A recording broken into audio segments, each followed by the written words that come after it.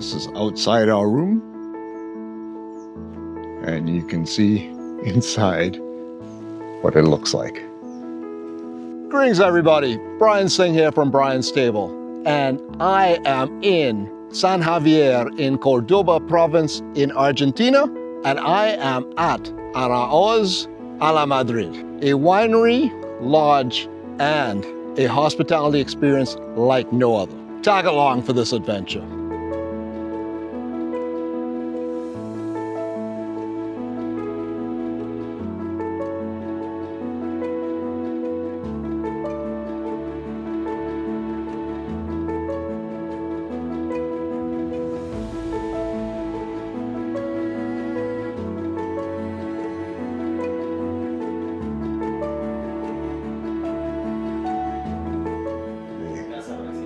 Goldfish, and they have products that they make in the kitchen and local olive oil.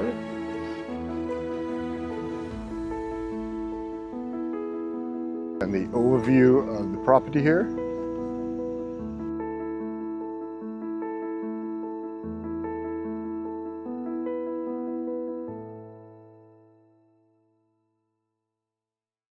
On the property, they actually have these things called senderos.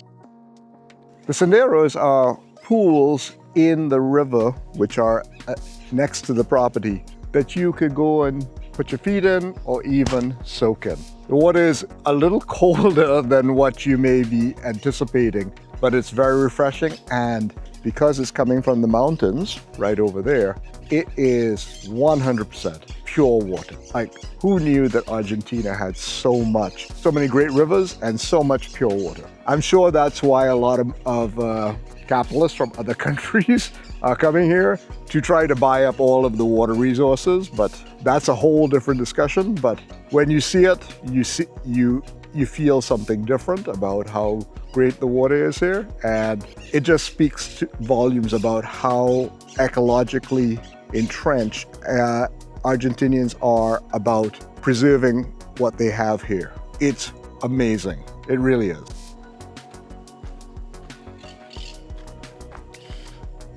Look at this piece of art. Oh my word.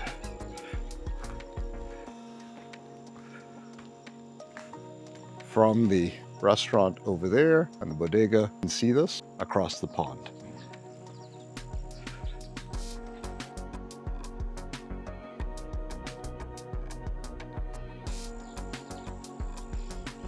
Just to give you a sense of scale, I am next to this.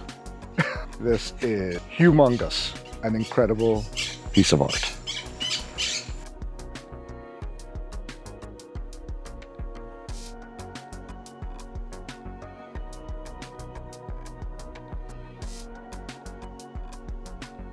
Over here is something that you don't see a lot in Argentina, but here at Aráoz de Lamadrid, they have Mourvedre, or what they refer to in Spain or in Spanish, Manastrell. These are powerfully tannic grapes that bring a lot of structure to wine, and they are integral to the Rhone region and eastern Spain as one of the principal grapes in the Grenache, Syrah, and Mourvedre or Manastrell blends. And given the soils here, they have been experimenting with that, and they make lovely wine.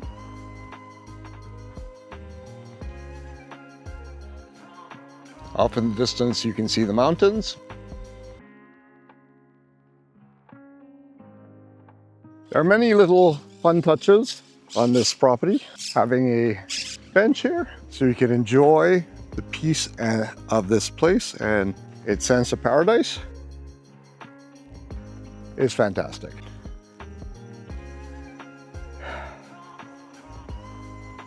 Kudos to the owners.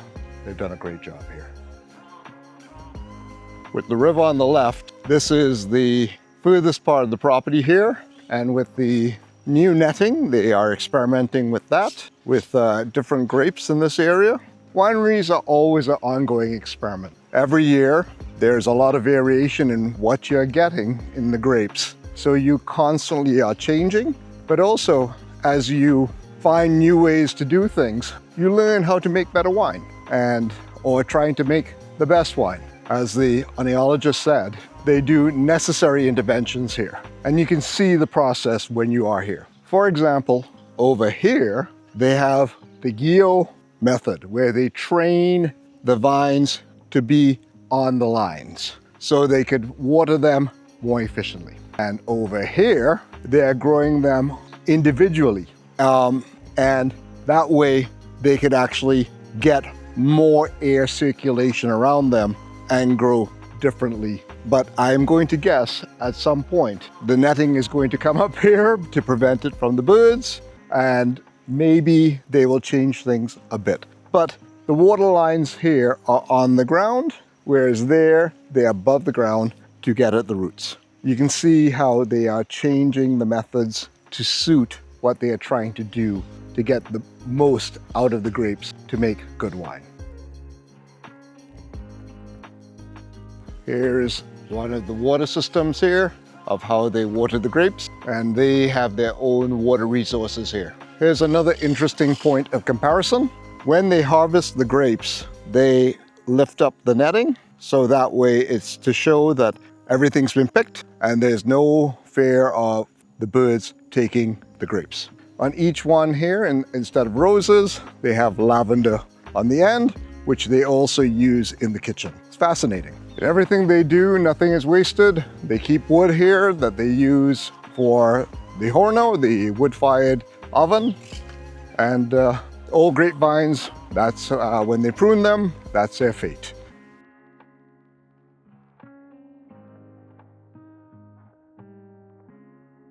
Here's an overview of the kitchen garden.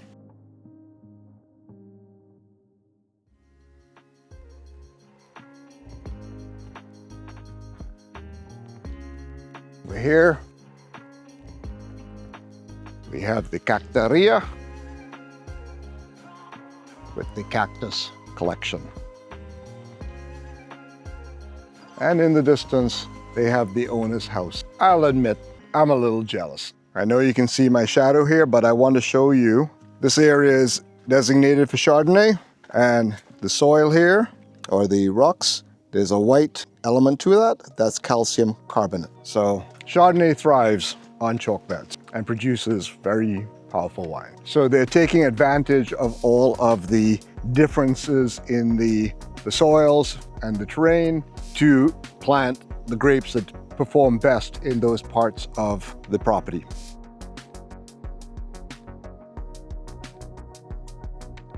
This is outside our room, and you can see inside what it looks like.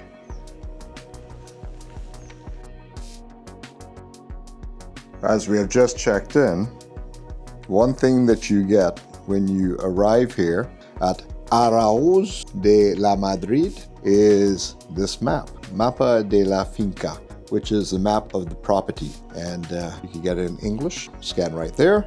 They have 40,000 ornamental plants. They have 36,000 grapes. They have 7,000 cacti, 1,000 pieces of art, and 20 representation of 25 artists from the province. It is quite something. It really is. But here's all of the various contacts of places that they have used and the artists, so you can follow up with them. But let's go over the property. So we are in San Javier in Trans La Sierra, because we are in the mountains in Cordoba. When you enter here, there is the reception and wine shop. Here is where we eat breakfast. The swimming pool, Pileta, is there, and they have all of the vineyards identified here. They have 13 hectares under vines, and they have all the pieces of art identified throughout the property. They have accommodations here, they have accommodations there, they have accommodations throughout the property. We are at the far end here. We are here, and big field of Tanat behind us. Here they have the bodega where I will have the opportunity to cook with the chef, and create a salad for one of the meals. And they have the cactario, which is the place where they have the collection of cacti, and it is spectacular, so that's something to look forward to. But also the proximity to one of the highest peaks here in Cordoba province, which is Champacuy. Again, my Spanish is getting better. And they also have Cerro Los Linderos, which is easily visible from the property on a clear day. So that's just to give you a sense on how big this place is, and it is a fantastically well laid out place, and everything has been so thoughtful. It is going to be a treat to be here. And cactus everywhere. I can't begin to tell you how beautiful this place is. If ever you are coming to Argentina and you want to get off of the beaten path, there is really no better place. If you want to have a wine experience, you can go to Mendoza. Mendoza is very popular. It is world-renowned, and it is a fantastic wine tasting experience. But if you want to get at the heart of Argentina, go off the beaten track. San Javier is a very unique spot that not a lot of tourists know about. It is in a remote part of Cordoba province, in amongst the highest peaks outside of the Andes in the country. The microclimate here is fascinating, and my word, food, the wine, just the overall experience here has been fantastic. Every detail of this place is amazing. And here we have a pond with lilies, and they have a lot of frogs in these ponds, which help keep the mosquitoes down. And this is where the bodega is, where they press and keep the grapes and have the tanks for making wine, but also the restaurant, one of the restaurants on here where they have the wine tasting and wine pairing with the meal. And they have the kitchen in the back. I hope that one day you could experience this too, and also learn how to taste the world just a little bit differently here in Argentina, to know that food, wine, and a unique experience can be had if you just go a little further and take a little bit more of a risk and be willing to be open to something that you may have no idea about. Come on, people, let's go out there. And you know what to do. You need to taste the world.